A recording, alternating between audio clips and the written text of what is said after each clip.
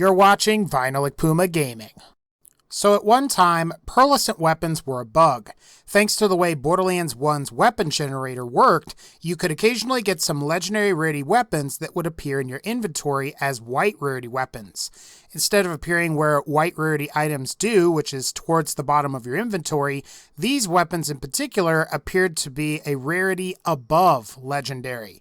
Now, once General Knox came out, this bug was fixed and Gearbox decided to introduce the official pearlescent rarity that we all know today. All pearlescent items can drop from either Chromorax or appear in Crimson Lance weapon chests that are unique to the General Knox DLC. While certain enemies will drop specific pearlescents as well, pearls generally can't be obtained outside of the General Knox DLC. In Borderlands 1, there are 12 pearlescent items in total, 9 of which are weapons, 3 of which are shields. The only manufacturer to have 2 pearlescent items is Atlas. The rest of the manufacturers, including Pangolin and Anshin, only have 1 pearlescent item. Each weapon type also has at least 1 pearlescent as well. So today, I'll be going over what I think are the 7 best pearlescent guns and weapons in Borderlands 1, so let's go ahead and get started. Number 7, the Avenger. Like other TDR weapons that are legendary rarity or higher, the Avenger's special effect is ammo regeneration. However, the Avenger also has above average stats in all areas and can come in all elements. Now, for those of you that have played Borderlands 2, the Avenger SMG is inspired by the Avenger combat rifle from Borderlands 1 and largely shares the same effects. Of course, however, unlike the Avenger SMG, the combat rifle version doesn't bounce like a bouncing Betty grenade when you reload it. In case you're curious, the Avenger's special effect comes from its unique weapon scope. I find the Avenger to be somewhat underwhelming. Unlike the Guardian combat rifle, the Avenger can't come as a burst fire variant. This means you're not going to be able to deal quite as much damage as quickly as you would provided you were using a TDR Guardian. For that reason, I think the Avenger would make a fairly decent alternative to a sniper rifle if you ran out of sniper ammo. You won't get the same amount of damage, but you won't have to worry about ammo at all though.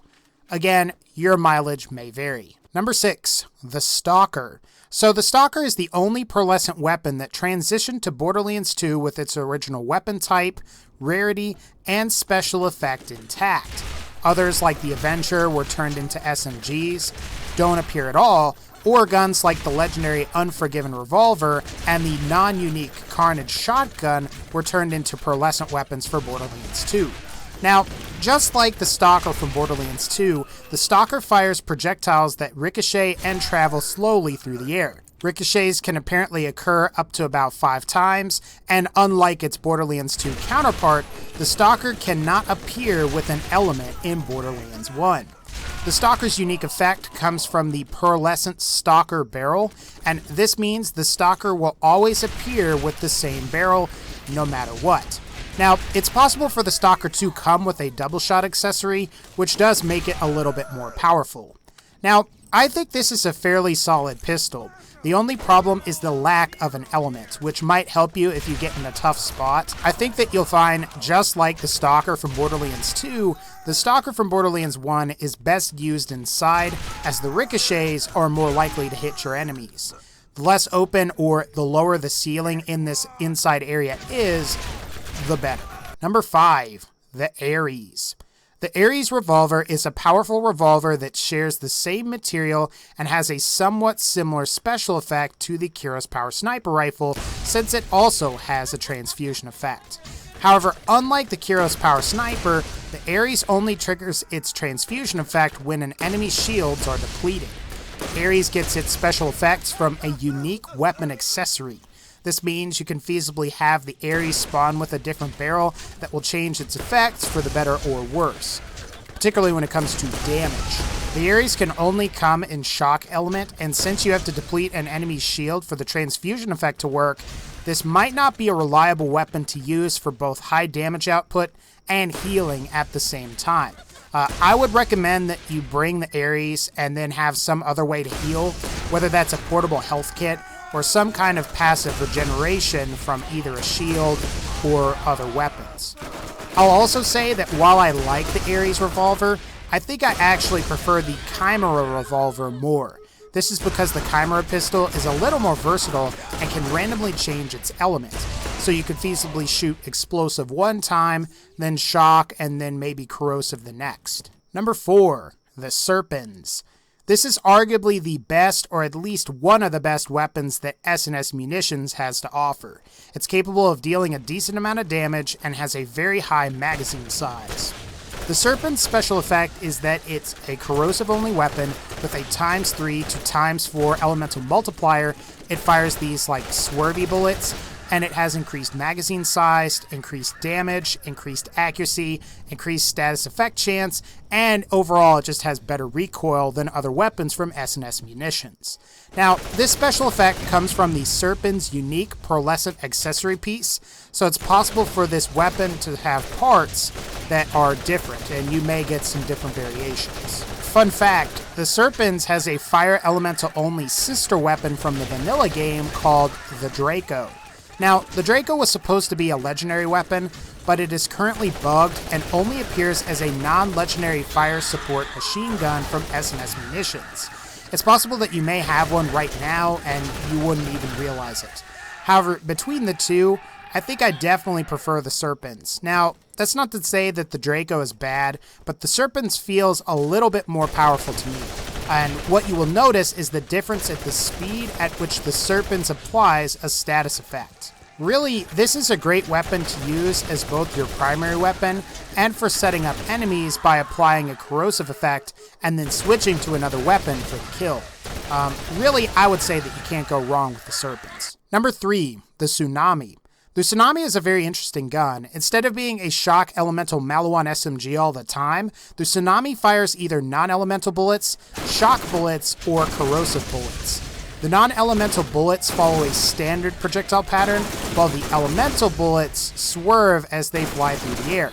Now, corrosive swerves between the top right and bottom left, while the shock projectiles swerve top left to bottom right.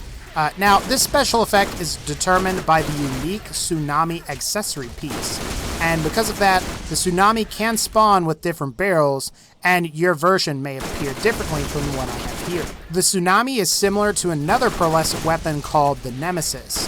Both of these weapons deal shock and corrosive damage to your enemies, and are quite powerful as a result. Like the Nemesis, the Tsunami is listed as a shock weapon on its item card. Unlike the Nemesis, the Tsunami will always spawn with a ×4 elemental multiplier. I would say the only real complaint that I have for the Tsunami are those swirling projectiles. They haven't made me miss or anything, but I think I would prefer something with a more traditional projectile pattern, which thankfully the Nemesis has. And speaking of the Nemesis, number 2, the Nemesis. Ultimately, I think the Nemesis is better than the Tsunami for a couple of reasons. The first is because you don't have to worry about swerving projectiles at all, and the second reason is because the Nemesis can spawn as a hybrid weapon. Occasionally, the legendary Invader pistol weapon sight will appear on the Nemesis, and what this does is it combines the special effects of the Nemesis and the Invader pistol together. So you essentially get the strength of both weapons. Otherwise, the Nemesis' special effect is a very high elemental multiplier at either ×3 or ×4, and that it will fire corrosive projectiles. The special effect comes from a unique accessory piece that only appears on the Nemesis repeater pistol. And as I mentioned earlier, this accessory has the potential to spawn with other unique weapon parts. Since corrosive in Borderlands 1 functions like slag in Borderlands 2, you will deal additional damage provided the enemy you're shooting at gets the corrosive status effect applied to them. This is why enemies kind of just die if you unload a full clip of the Nemesis directly into their face. As I've said in previous videos, I really like the Nemesis and I definitely recommend it. Number 1, the Bessie. So I think the Bessie might just be one of, if not the best sniper rifles from Borderlands 1. It's capable of dealing a massive amount of damage to your enemies, especially if you get a critical hit.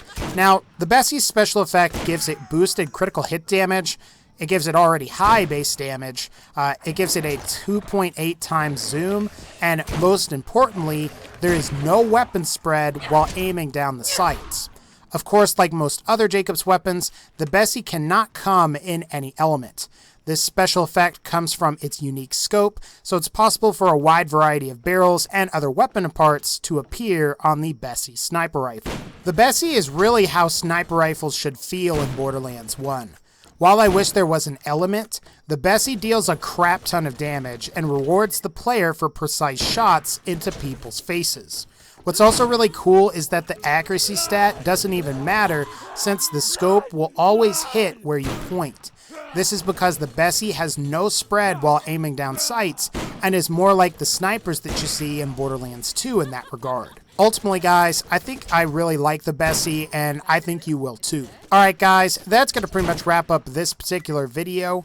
Let's see if we can get this video to 800 likes. If we can, great. If we can't, no big deal. I'll be here tomorrow. Now, I was going to upload yesterday, but I wanted to take a break from social media for a day, so that's where I was. That's why I didn't have a video out. But before we go, I want to know what Borderlands 1 countdown you want to see next.